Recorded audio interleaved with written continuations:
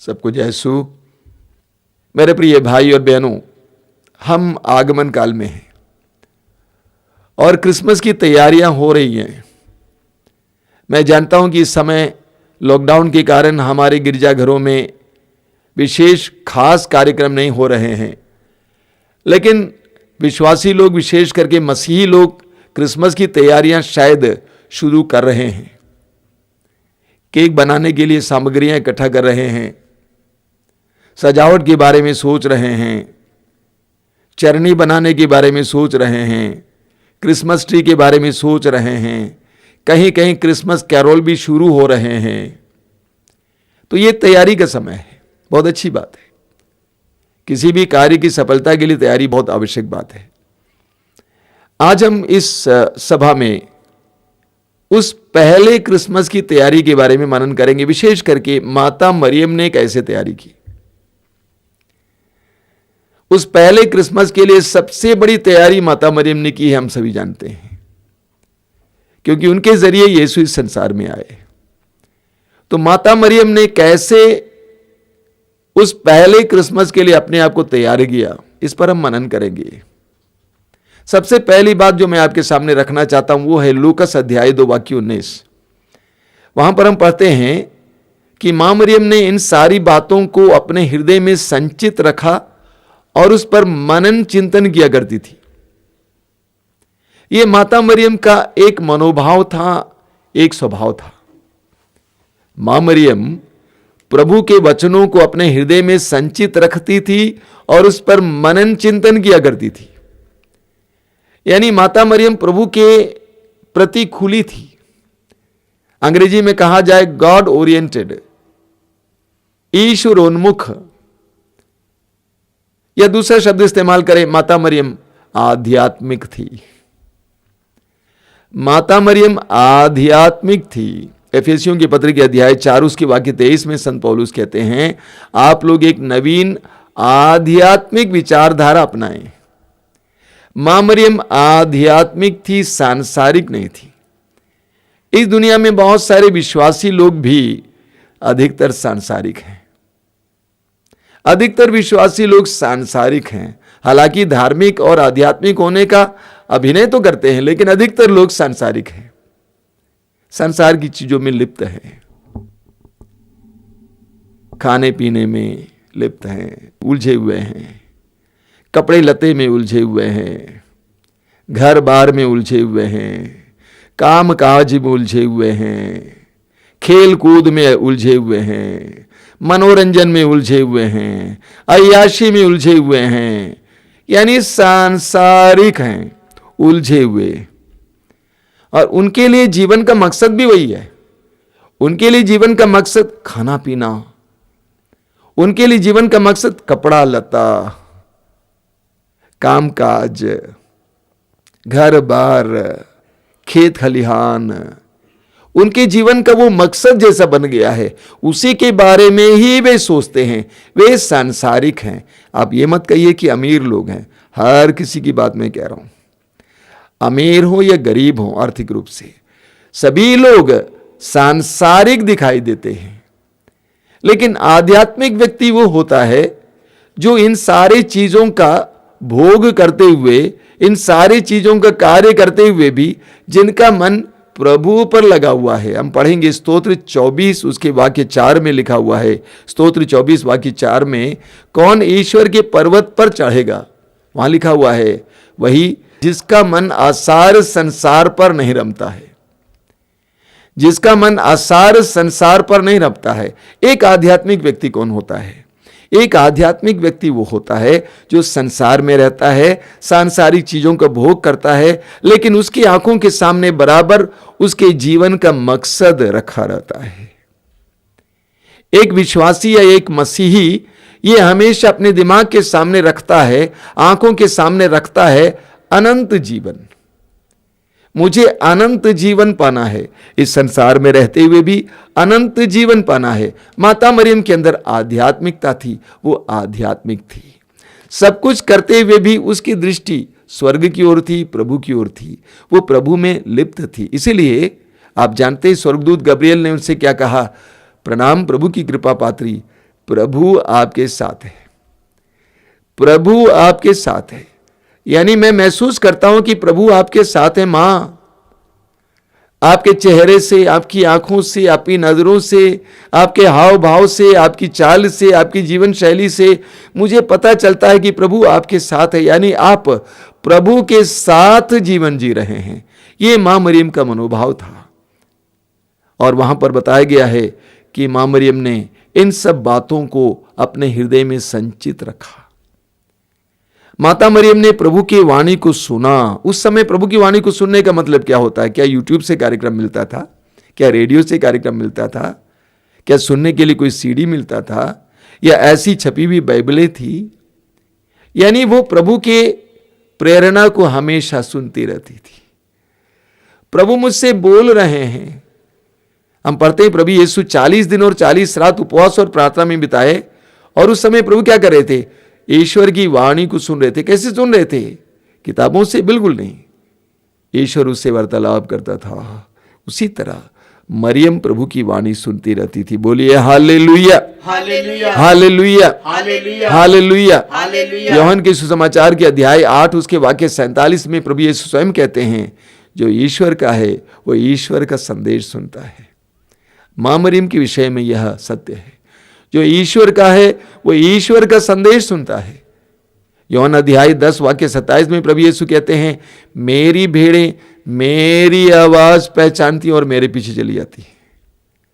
मां मरियम प्रभु की वाणी को सुनती थी, प्रभु की प्रेरणाओं को ग्रहण करती थी। लूकास के सुसमाचार के अध्याय 8 और वाक्य 21 में हम पढ़ते हैं, जब लोगों ने प्रभु से कहा कि आपकी माता और आपके भाई आपसे मिलने आए हैं, तो प्रभु ने क्या कहा? प्रभु ने कहा, कौन है मेरी मां, कौन है मेरे भाई? वही जो ईश्वर का वचन सुनता है और उसका पालन करता है। यानी प्रभु यीशु ने मां मरियम को छोटा नहीं दिखाया, नीचा नहीं दिखाया, बल्कि बताना चाहते थे कि वो मां जिसने ईश्वर के वचन को सुना और उसका पालन किया। तो माता मरियम प्रभु के वचन को सुनती थी। दूसरी बात, उस पर मनन किया करती थी। मां मरियम अपने जीवन में ईश्वर के वचन पर मनन चिंतन किया करती थी। मां मरियम एक गहरी नारी थी। हालांकि वो तरुणी थी, युवती थी, लेकिन गहरी थी। ईश्वर के वचन को सुनती थी, प्रेरणा को सुनती थी, उस पर मनन चिंतन किया करती थी। लूकास अध्याय 6 वाक्य 46 में हम पढ़ते हैं, प्रभु यीशु स्वयं कहते हैं, भला व्यक्ति, अच्छा व्यक्ति अपने अच्छे हृदय के अच्छे भंडार से अच्छी चीजें बाहर लाता है, क्योंकि जो हृदय में भरा रहता वही मुंह के द्वारा बाहर आ जाता है। मां मरियम ने पवित्र वचनों को सुना और उस पर मनन चिंतन किया। एक आध्यात्मिक व्यक्ति थी। यह मां मरियम का मनोभाव था, यह बैकग्राउंड है। बोलिए hallelujah, hallelujah, hallelujah, hallelujah, hallelujah, hallelujah, hallelujah, hallelujah, hallelujah. Hallelujah. माता मरियम ने प्रभु को ग्रहण करने के लिए या यीशु को इस संसार में लाने के लिए क्या तैयारी की? सबसे पहले मरियम ने कहा, मैं प्रभु की दासी हूं, तेरा कथन मुझ में पूरा हो जाए। मरियम ने ईश्वर से हां कहा। She said yes. ये मरियम का हां यीशु के इस संसार में आगमन के लिए सबसे महत्वपूर्ण बात थी। मरियम के हां ने यीशु का आगमन संभव किया। इस बात को जानना चाहिए। मरियम ने हां कहा। अगर मरियम हां नहीं कहती, यस नहीं कहती, तो हमें एक मुक्तिदाता नहीं मिलता और हम आज भी अंधकार में जीवन जीते। गहरी बात है। मरियम ने हां कहा, मंजूर है। आसान नहीं था, आसान नहीं था। मरियम से स्वर्गदूत ने कहा, आप गर्भवती होंगी और पुत्र प्रसव करेंगी। मरियम हालांकि छोटी थी, युवती थी, लेकिन तब वो समझदार थी। वो जानती थी कि कैसे एक नारी गर्भवती होती है। इसलिए उसने कहा, मैं कैसे गर्भवती हो सकती हूं? मेरा पुरुष के साथ संसर्ग नहीं है, हमारी शादी नहीं हुई है, हमारी सिर्फ मंगनी हुई है। तो मरियम जानकार थी, लेकिन इसके बावजूद जब स्वर्गदूत ने कहा, पवित्र आत्मा पर उतरेगा, सर्वोच्च शक्ति की छाया पर पड़ेगी, इसलिए जो आपसे उत्पन्न होगा वो पवित्र होगा और ईश्वर का पुत्र कहलाएगा। और स्वर्गदूत ने एक साक्षी भी दिया, एक चिन्ह भी दिया। वो चिन्ह क्या है? आपकी कुटुंबिनी एलिजबेथ जो वृद्धावस्था में हैं, गर्भवती हैं और अब 6वां महीना है। जब स्वर्गदूत ने ऐसा कहा, मरियम ने कहा मंजूर है। मरियम को मालूम था ये आसान बात नहीं है। अगर मैं गर्भवती हो जाऊंगी, मेरी शादी नहीं हुई है, तो लोग मुझे वेश्या कहेंगे, मुझे व्यभिचारिणी कहेंगे, मुझे बदचलन कहेंगे। लेकिन अगर ये ईश्वर की मर्जी है तो मंजूर है। मरियम को मालूम था अगर मैं गर्भवती हो जाऊंगी बिना विवाह के ही, लोग मेरा तिरस्कार करेंगे, लोग मुझे दंड देंगे, मेरा विरोध करेंगे। तब भी अगर ये ईश्वर को क्या मर्जी है तो मंजूर है। मरियम को मालूम था कि अगर मैं गर्भवती हो जाऊंगी तो मेरे घर के लोग मेरा तिरस्कार करेंगे, घर से निकाल देंगे, मेरे लिए घाटे की बात होगी, मुझे फायदा नहीं होगा, यहां तक कि मेरी शादी टूट सकती है। हां, शादी टूटने वाली थी। यूसुफ को पता चला तो यूसुफ मरियम को छोड़ के जाने वाला था। तब भी मरियम ने कहा अगर ये ईश्वर की मर्जी है तो मंजूर है। एक बिना शर्त का हां, एक बिना शर्त का हां इसने यीशु को इस संसार में ले आया। मरियम ने कहा आमीन। मेरे प्रिय भाई और बहनों, हम सभी क्रिसमस की तैयारी कर रहे हैं, आगमन की तैयारी कर रहे हैं। मरियम हमारे लिए एक बहुत बड़ी चुनौती है। प्रकाशना ग्रंथ अध्याय 3 उसके वाक्य 20 में प्रभु कहते हैं, मैं द्वार पर खड़ा होकर खटखटा रहा हूं, यदि कोई मेरी वाणी सुनकर मेरे लिए द्वार खोलेगा तो मैं आकर उसके साथ भोजन करूंगा और वह मेरे साथ। अगर हम चाहते हैं कि यीशु हमारे जीवन में आए तो हमें हां कहना जरूरी है। लेकिन हमारी एक समस्या है, हम प्रभु के साथ सौदेबाजी करते हैं। अगर प्रभु के आने से हमें फायदा होता है तो आपका स्वागत है, अगर हमारा घाटा है तो आपका स्वागत नहीं है। यीशु को ग्रहण करने से लोग मेरा तिरस्कार करेंगे तो मैं यीशु को दूर रखूंगा। यीशु को ग्रहण करने से मेरे जीवन में नुकसान आएगा तो मैं इसको स्वीकार करने को तैयार हूं। हम लोग सौदेबाजी करते हैं, ये तो सबसे बड़ी समस्या है। प्रभु यीशु ने कहा यूहन्ना अध्याय 18 में, जब सिपाही लोग यीशु को पकड़ने आए थे तो प्रभु ने कहा यदि तुम मुझे ढूंढ रहे हो तो इन सबको जाने दो। हर विश्वासी से प्रभु ये कहते हैं, अगर तुम वास्तव में चाहते हो कि मैं तुम्हारे जीवन में आऊं तो इन सबको जाने दो। तुम्हें निर्णय लेना है। लूकास के सुसमाचार के अध्याय 18 में हम देखते हैं, एक धनी इंसान यीशु के पास दौड़ के आता है, धन्यवाद करता है और प्रभु से कहता है कि भले गुरु, अनंत जीवन पाने के लिए मुझे क्या करना चाहिए बताइए। अंत में जब प्रभु ने उससे कहा कि जाओ और अपनी संपत्ति बेचकर गरीबों में बांट दो और मेरा अनुसरण करो, वचन में लिखा हुआ है, लूकास कहता है कि वह उदास होकर चला गया क्योंकि वह बहुत धनी था। वो अनंत जीवन पाना चाहता था, वो यीशु के साथ चलना चाहता था, यीशु का अनुसरण करना चाहता था। लेकिन जब उससे कहा गया कि तुमको छोड़ना है तो वो तैयार नहीं था। लेकिन ठीक इसके विपरीत अगले अध्याय में आप पढ़ेंगे, लूकास अध्याय 19 में, ठीक इसके विपरीत आप पढ़ेंगे अगले अध्याय में, अध्याय 19 में, जब प्रभु ने जक्केउस से कहा, वो भी धनी था, जक्केउस से कहा कि आज मुझे तुम्हारे यहां ठहरना है, तो जक्केउस ने यीशु के लिए स्थान बनाया। उसने यीशु को प्राथमिकता दी। यीशु तू मेरे घर पे आ, मैं तेरे लिए स्थान बनाऊंगा। एक निर्णय लेना होता है, यहीं पर हम लोग फिसल कर गिरते हैं और इस निर्णय पर बाकी सब कुछ निर्भर है। बाकी सब कुछ जो हम कर रहे हैं वो ठीक है, लेकिन उसका फायदा हमें इसलिए नहीं मिलता है क्योंकि हम निर्णय लेने के लिए तैयार नहीं हैं। हमें मिलता है राजाओं के पहले ग्रंथ के अध्याय 18 उसके वाक्य 21 में, नबी एलिया अपनी जनता को ललकारते हैं, कहते हैं कि तुम कब तक आगा पीछा करते रहोगे, तुम कब तक आगा पीछा करते रहोगे। यदि तुम ईश्वर को यहोवा को अपना प्रभु मानना चाहते हो तो आज ही तय कर लो, या बाल देवता को अपना प्रभु मानना चाहते हैं आज ही तय कर लो। योशुआ के ग्रंथ के अध्याय 24 उसके वाक्य 14 और 15 में योशुआ कहते हैं, इस्राएली जनता को मिस्र देश की गुलामी से बचाकर मूसा के नेतृत्व में और बाद में योशुआ अपने नेतृत्व में उनको ले आकर उस प्रतिज्ञात देश तक पहुंचा देते हैं। अपनी मृत्यु से पहले योशुआ अपनी जनता से कहते हैं, प्रभु पर श्रद्धा रखो और ईमानदारी तथा सच्चाई से उसकी उपासना करो।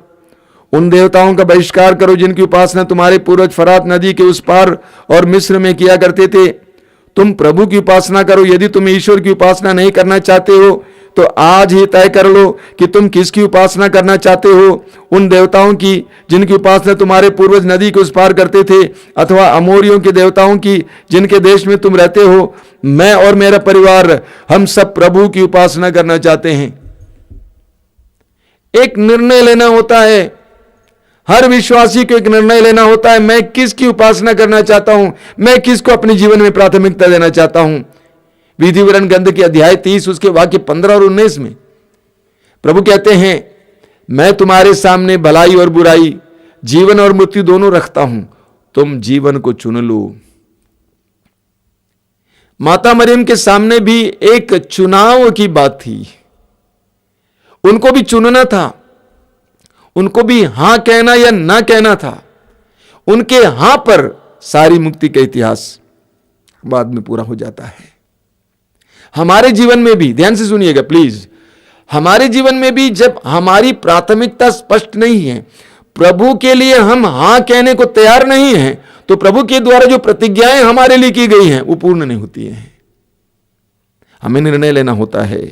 फिलिपियों की पत्र के अध्याय 3 वाक्य 7 से 9 संत पौलुस क्या कहते हैं? संत पौलुस कहते हैं, जिन बातों को मैं महत्वपूर्ण समझता था, कीमती समझता था, मैं उनको कूड़ा समझकर फेंक दिया हूं। क्रिस्त के ज्ञान की तुलना में वे मेरे लिए कूड़ा है। मैंने फेंक दिया कूड़ा समझकर, क्रिस्त के ज्ञान की तुलना में वह बेकार है, कूड़ा है। वही पौलुस गलातियों के पत्र के अध्याय 6 वाक्य 14 में क्या कहते हैं? संत पौलुस कहते हैं, यीशु के कारण, मसीह के कारण संसार मेरे लिए मर चुका है और मैं संसार की दृष्टि में मर चुका हूं। हर विश्वासी को, हर मसीही को एक निर्णय लेना है, क्या मैं यीशु को अपने जीवन में आने देना चाहता हूं? मरियम ने हां कहा, हमें भी हां कहना होगा, तभी हमारे जीवन में यीशु का आगमन होगा। बोलिए hallelujah, hallelujah, hallelujah, hallelujah, hallelujah, hallelujah, hallelujah, hallelujah, hallelujah, hallelujah, hallelujah. Hallelujah. हम इस बात पर मनन कर रहे हैं कि माता मरियम ने यीशु के आगमन के लिए क्या तैयारी की।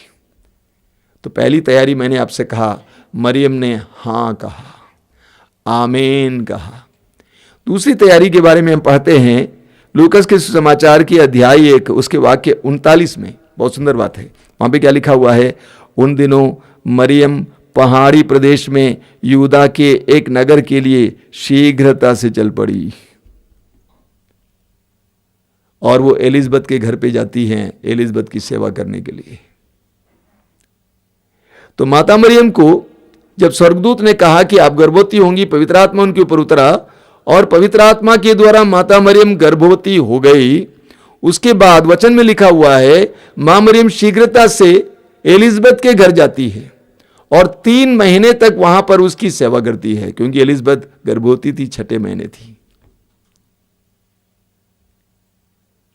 यीशु के आगमन की तैयारी का पहला चरण मरियम ने सेवा में बिताया। आप जानते हैं, कोई भी नारी गर्भवती होने के बाद पहले 1, 2, 3 महीने बहुत महत्वपूर्ण होता है। आजकल वैद्य लोग, डॉक्टर लोग कहते हैं कि उसको कहीं जाना नहीं चाहिए, ख्याल करना चाहिए, लेकिन यहां पे लिखा हुआ है मां मरियम गर्भवती होने के बाद शीघ्रता से चल पड़ी एलिजबेथ के घर की ओर। क्या करने के लिए? सेवा करने के लिए। यानी प्रभु यीशु उनके गर्भ में थे और 3 महीना किस तरह यीशु के आगमन के लिए तैयारी की? सेवा करते हुए। आपने शायद ये कहानी सुना होगा, एक बार आगमन काल था और एक व्यक्ति को सपने में दर्शन दिया प्रभु ने और कहा कि मैं कल तुमसे मिलने आ रहा हूं, तैयारी करना। और पूरा परिवार यीशु के आगमन के लिए तैयारी कर रहा था, सफाई हो रही थी, सजावट हो रहा था, यीशु आ रहे हैं, यीशु आ रहे हैं। आगमन काल में वास्तव में यीशु हमारे घर पे आ रहे हैं। सारी तैयारी हो रही थी, तैयारी हो गई, सफाई हो गई। तब तक एक भिखारी वहां पे आता है कुछ मांगने के लिए। घर के मालिक और मालकिन मिलकर चिल्लाते हैं, आज का दिन था आने के लिए, कल आ जाना, आज मत आओ, चले जाओ। ऐसे 2-3 जन आते रहते हैं और वे उनको भगा देते हैं। क्यों? क्योंकि यीशु आने वाले हैं। शाम हुई, रात हुई और उन्होंने प्रभु से कंप्लेन किया, शिकायत किया, प्रभु आपने कहा था कि आप आएंगे, आप क्यों नहीं आए? प्रभु ने कहा, बेटे मैं तो 3 बार आया था लेकिन तुमने मुझे भगा दिया। मैं तो 3 बार आया था, तुमने मुझे भगा दिया।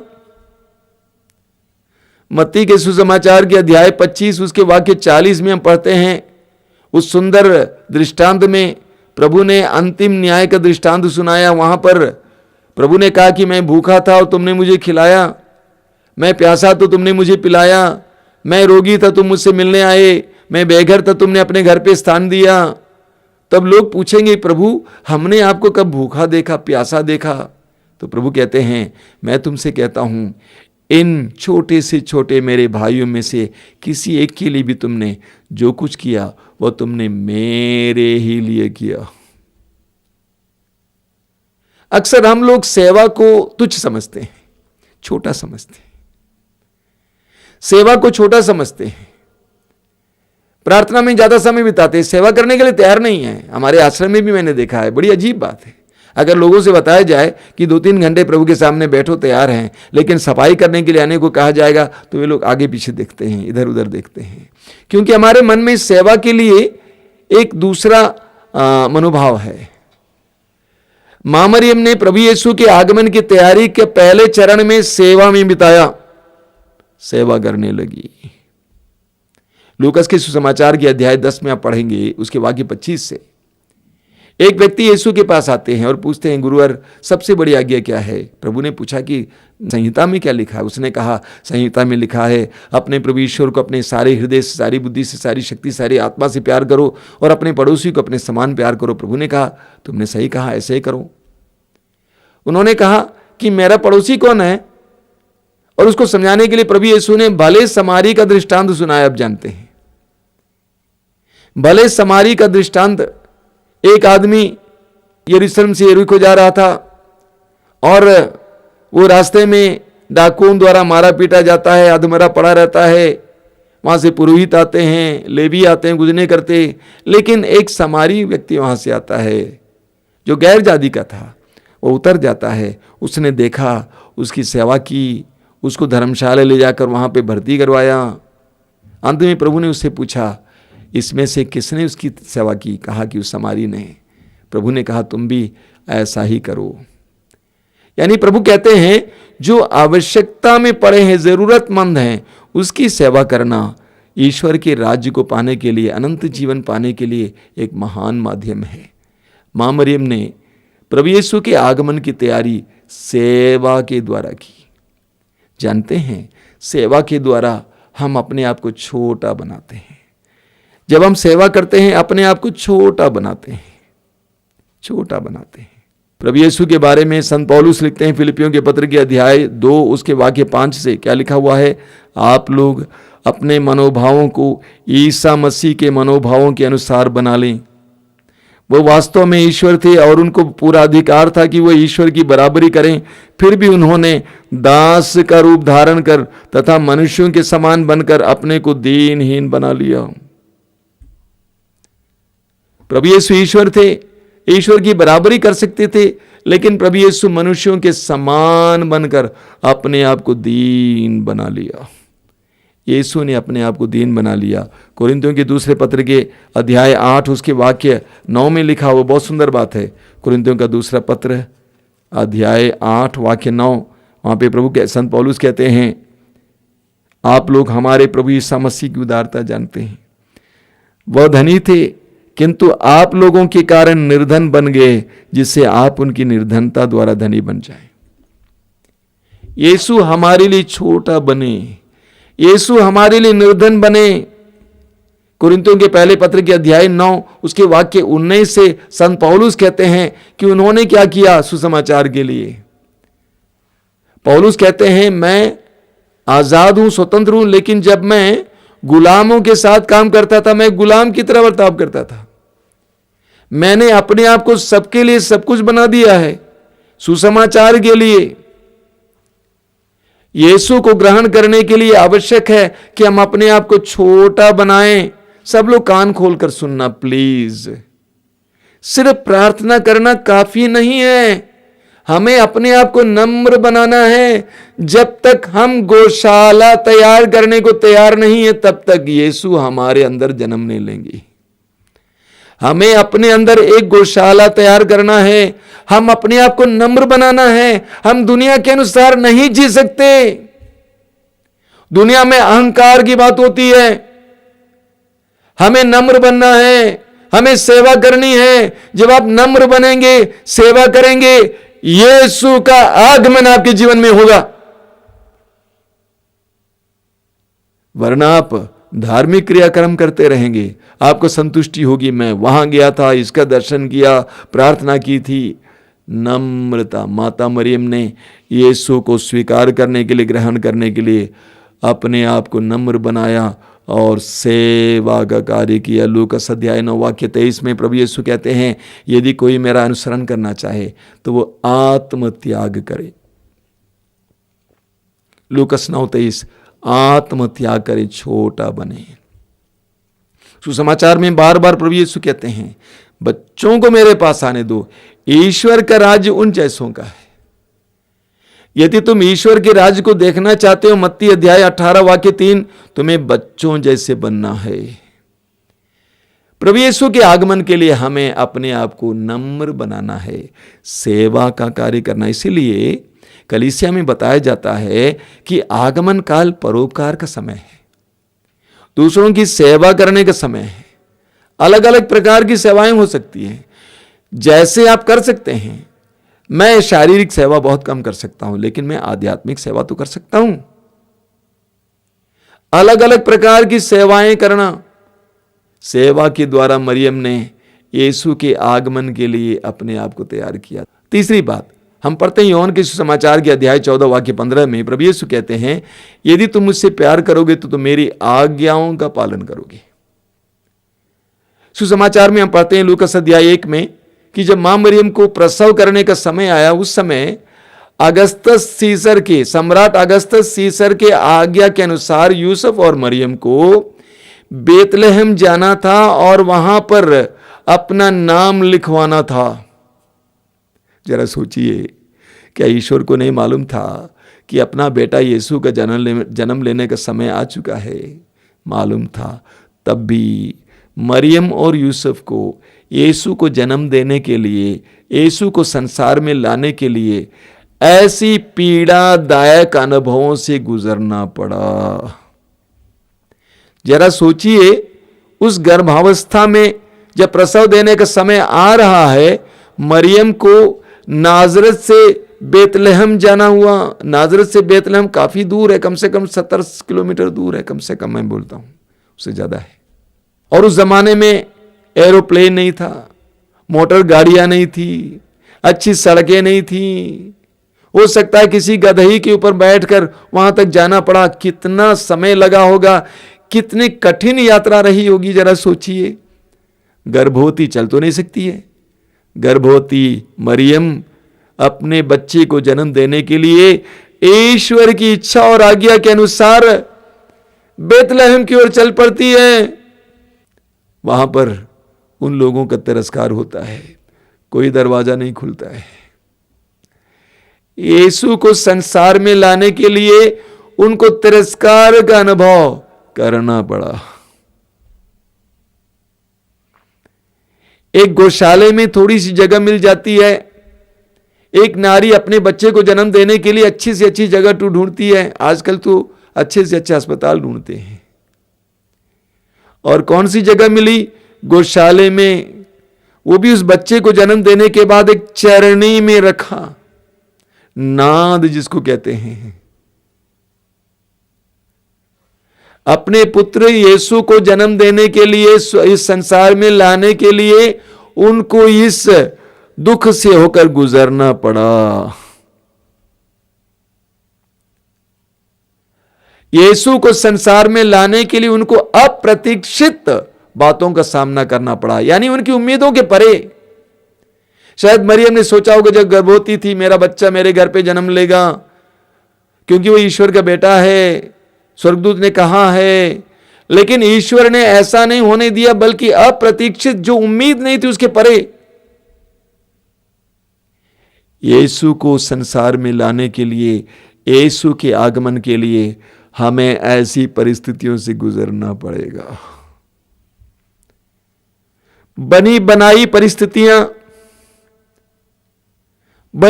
परिस्थितियां नहीं मिलेंगी। सोचना, मनन करना। आज यीशु के आगमन के लिए मरियम को कितनी पीड़ाएं झेलनी पड़ी, उसकी सोच को बदलना पड़ा। उसने कभी नहीं सोचा होगा कि मेरे बच्चे को मुझे एक गौशाले में जन्म देना होगा, लेकिन उन सारी परिस्थितियों को स्वीकार करने के लिए मरियम और यूसुफ तैयार हो जाते हैं। यह यीशु के आगमन के लिए अति आवश्यक बात है हमारे जीवन में भी। हम कभी कभी सोचते हैं कि यीशु का हमें अनुभव मिलेगा कहां पे? चैपल में, गिरजाघर में, प्रभु के भवन में, प्रभु की उपस्थिति में। कोई जरूरी नहीं है। बड़े बड़े संतों ने यीशु का साक्षात्कार कठिन परिस्थितियों में किया है, चाहे वो संत फ्रांसिस असीसी हो, संत इग्नेशियस लयोला हो। जब ये रोगी थे, बिस्तर पर पड़े थे, वहां पर यीशु मिले। यीशु के आगमन की तैयारी करने वालों, ये जान लेना कि यीशु आपसे, आपके विचारों के परे अप्रतीक्षित परिस्थिति और ढंग से आएंगे। इसलिए एक विश्वासी को हर परिस्थिति में यीशु के आगमन की प्रतीक्षा करनी है। दुख में भी, पीड़ा में भी, गरीबी में भी, हो सकता है यीशु के जरिए हमारे पास आ जाएं। बोलिए hallelujah, hallelujah, hallelujah, hallelujah, hallelujah, hallelujah, hallelujah. Hallelujah. प्रभु अपने पवित्र वचन में कहते हैं, मेरे मार्ग तुम्हारे मार्ग नहीं है। मेरे मार्ग तुम्हारे मार्ग नहीं है। इस्यास अध्याय 55 वाक्य 8। और मरियम ने स्वीकार किया कि प्रभु तेरे मार्ग को स्वीकार करने को तैयार हूं, तभी वो यीशु के संसार में ला पाई। मेरे प्रिय भाई और बहनों, मैं जानता हूं कि मैं कुछ गहरी बातें आपके सामने रखा हूं, लेकिन ठोस मुख्य बातें, सबसे पहले मरियम आध्यात्मिक थी। हमें भी आध्यात्मिक बनना है। केवल सांसारिक जीवन जीकर थोड़ा समय के लिए प्रार्थना करना, थोड़े समय के लिए गिरजाघर जाना, थोड़ी सी धार्मिक चीजें करना काफी नहीं है। हमारा मनोभाव आध्यात्मिक होना है। एफेसी अध्याय 4 वाक्य 23, तभी यीशु हमारे जीवन में आ सकते हैं। दूसरी बात, मरियम ने यीशु के लिए हां कहा और यीशु के लिए कोई भी कठिनाई झेलने के लिए तैयार हुई। यीशु को अपने जीवन में स्वागत करने के लिए, स्वीकार करने के लिए, संसार का विरोध और तिरस्कार सहने के लिए तैयार हुई, तभी यीशु हमारे जीवन में आएंगे। तभी यीशु का आगमन हमारे जीवन में संभव हो सकता है। आगे मरियम सेवा करती हुई यीशु के आगमन के लिए प्रतीक्षा करती है। उन नाजुक क्षणों में जब उसको अपनी सेवा करनी चाहिए थी, उसने एलिजबेथ की सेवा की। उसके घर पे खाना पकाना, कपड़ा धोना, सेवा के द्वारा यीशु हमारे जीवन में आते हैं। जब हम सेवा के द्वारा अपने आप को छोटा बनाते हैं, प्रभु हमारे जीवन में जन्म लेते हैं। तीसरा, मरियम ने कठिन परिस्थितियों का सामना करने के लिए अपने मन को तैयार किया। यीशु के आगमन के लिए कठिन से कठिन परिस्थितियों को स्वीकार करने के लिए, गले लगाने के लिए तैयार हुई, तब यीशु उसके जीवन में आए। मेरे प्रिय भाई और बहनों, इन दिनों जब आप क्रिसमस की तैयारी कर रहे हैं, इन सारी बातों पर मनन करना। आइए हम प्रार्थना करें। प्रभु यीशु, धन्यवाद देते हैं सुंदर समय के लिए। तूने हमें कुछ गहरी बातों पर मनन चिंतन करने के लिए मौका दिया। तू ये बताना चाहता है अपने पवित्र वचनों के द्वारा कि तू कहां और किसके दिल में जन्म लेगा। हमें नम्र बनाइए, हमें सेवा करना सिखाइए, हमें कठिनाइयों से कतराने नहीं बल्कि ग्रहण करना सिखाइए। ये विश्वास करना सिखाइए कि उन कठिनाइयों के द्वारा यीशु का आगमन होगा। हमें जीवन में तेरे लिए हमेशा हाँ कहने की कृपा दीजिए, चाहे उसके द्वारा हमें कितना ही कठिनाइयों का सामना करना पड़े। हमें आध्यात्मिक बनाए यीशु।